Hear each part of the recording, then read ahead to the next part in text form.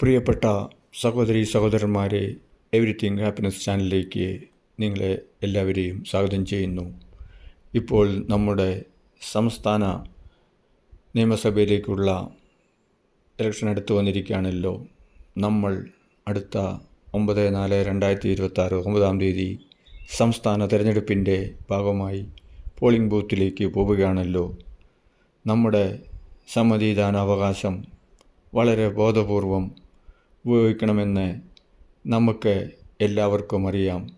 എങ്കിലും ഈ സാഹചര്യത്തിൽ ചില വിചാരങ്ങൾ നിങ്ങൾ പ്രേക്ഷകരുമായിട്ട് ഞാൻ പങ്കുവെക്കുകയാണ്. സുഹൃത്തുക്കളെ, ഇലക്ട്രോണിക് വോട്ടിംഗ് മെഷീനിൻ്റെ ആശങ്കകൾക്കിടയിലും നമ്മുടെ ഗവൺമെൻറ്റിൻ്റെ പിടിവാശിക്കിടയിലും വോട്ടിംഗ് മെഷീൻ മാത്രമേ ഉപയോഗിക്കുകയുള്ളൂ, പേപ്പർ വോട്ടിംഗ് നടത്തുകയില്ല എന്നുള്ള പിടിവാശിക്കിടയിലും ഒരു സാർവത്രിക സിസ്റ്റത്തിൻ്റെ ഭാഗമാകാനേ നമുക്ക് കഴിയുകയുള്ളൂ. മാറ്റങ്ങൾ കാലക്രമത്തിൻ്റെ ഭാഗമാണ്, അത് അംഗീകരിക്കുകയേ നമുക്ക് നിവൃത്തിയുള്ളൂ.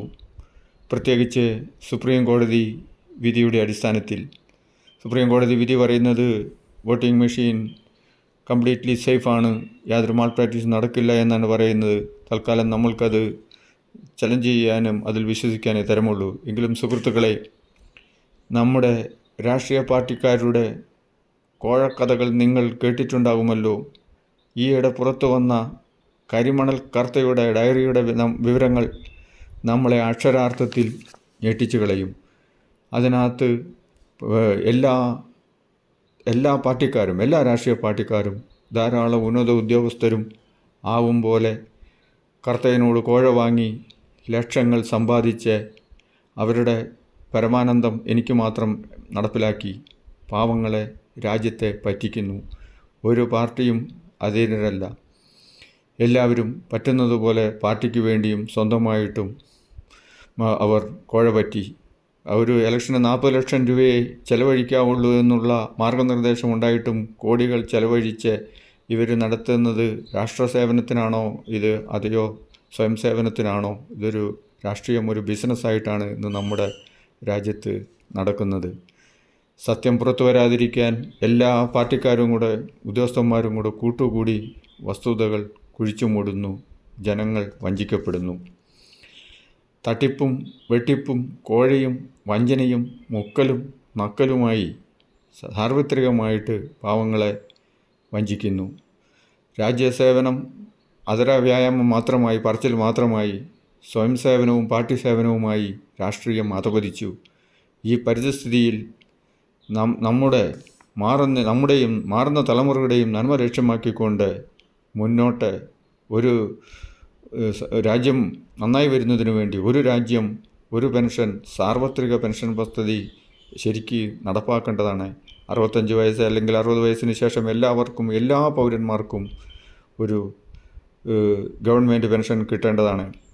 അല്ലാണ്ട് ഉദ്യോഗസ്ഥന്മാർക്ക് അവർക്ക് തോന്നിയ മാതിരി പെൻഷൻ, രാഷ്ട്രീയക്കാർക്ക് അവർക്ക് വേണ്ടുവോളം പെൻഷൻ, അങ്ങനെ ഒരു സാർവത്രിക വഞ്ചനയാണ് ഇപ്പോൾ നടന്നുകൊണ്ടിരിക്കുന്നത്. ഇതൊക്കെ നമ്മൾ മനസ്സിൽ വെച്ച് വേണം നമ്മൾ നമ്മുടെ സമ്മതിദാനാവകാശം വിനിയോഗിക്കുവാൻ. എല്ലാ വയോജകർക്കും അതിൻ്റെ ഗുണമുണ്ടാവും. ഉദ്യോഗസ്ഥ രാഷ്ട്രീയ കപട കൂട്ടായ്മയ്ക്കെതിരായി വേണം നമ്മൾ പ്രവർത്തിക്കുവാൻ, നമ്മൾ വോട്ട് ചെയ്യുവാൻ. അല്ലെങ്കിൽ ഈ സംസ്ഥാനം വയോജനങ്ങളുടേത് മാത്രമായി, തൊഴിലില്ലാത്ത ദരിദ്രരൊരു സംസ്ഥാനമായി മാറും. പണ്ട് നമ്മുടെ സ്വാമി വിവേകാനന്ദൻ പറഞ്ഞ മാതിരി ഇത് ഒരു ഭ്രാന്താലയമായി നമ്മുടെ സംസ്ഥാനം മാറും. കള്ളും കഞ്ചാവും ലഹരി പദാർത്ഥങ്ങളും അഴിമതിയും നിറഞ്ഞ, നിയമമില്ലാത്ത ഒരു അധപതിച്ച ഒരു സംസ്ഥാനമായ ഒരു നാടായി നമ്മൾ മാറ്റപ്പെടും. അതിലേക്ക് വേണ്ടിയിട്ട് സ്വാർത്ഥന്മാരായ രാഷ്ട്രീയ പാർട്ടികളെല്ലാവരും തന്നെ ഒറ്റക്കെട്ടാണ്. ഇത് നമ്മൾ മനസ്സിലാക്കിക്കൊണ്ട് നമ്മുടെ സമ്മതിദാന അവകാശം രാജ്യത്തിൻ്റെയും നമ്മുടെ കുഞ്ഞുങ്ങളുടെയും നമ്മുടെ സമൂഹത്തിൻ്റെയും മുന്നോട്ടുള്ള നല്ല ഒരു പ്രയാണത്തിന് വേണ്ടി നമ്മൾ നമ്മുടെ ജനപ്രതിനിധികളെ തിരഞ്ഞെടുക്കണം സുഹൃത്തുക്കളെ. അതാണ് എനിക്ക് പറയാനുള്ളത്. അതിനെതിരെ നമുക്കാവുന്ന വിധം ഇപ്പോഴേ പ്രതികരിക്കാൻ പറ്റുകയുള്ളൂ. നമ്മുടെ സമ്മതിദാന അവകാശത്തിലൂടെ, നമ്മുടെ വോട്ടിലൂടെ നമ്മളുടെ ശക്തി, നമ്മുടെ പവർ ഇവർക്ക് കാണിച്ചു കൊടുക്കുക. നന്ദി, നമസ്കാരം സുഹൃത്തുക്കളെ. I am captain grand master Shaji Mathew. Thank you. Out. സുഹൃത്തുക്കളെ, ലൈക്ക് ചെയ്യുക, കമൻ്റ് ഇടുക, ഷെയർ ചെയ്യുക, സബ്സ്ക്രൈബ് ചെയ്യുക. ഈ സന്ദേശം നമ്മുടെ ഓരോ സഹോദരങ്ങളിലേക്കും എത്തട്ടെ. Please share it.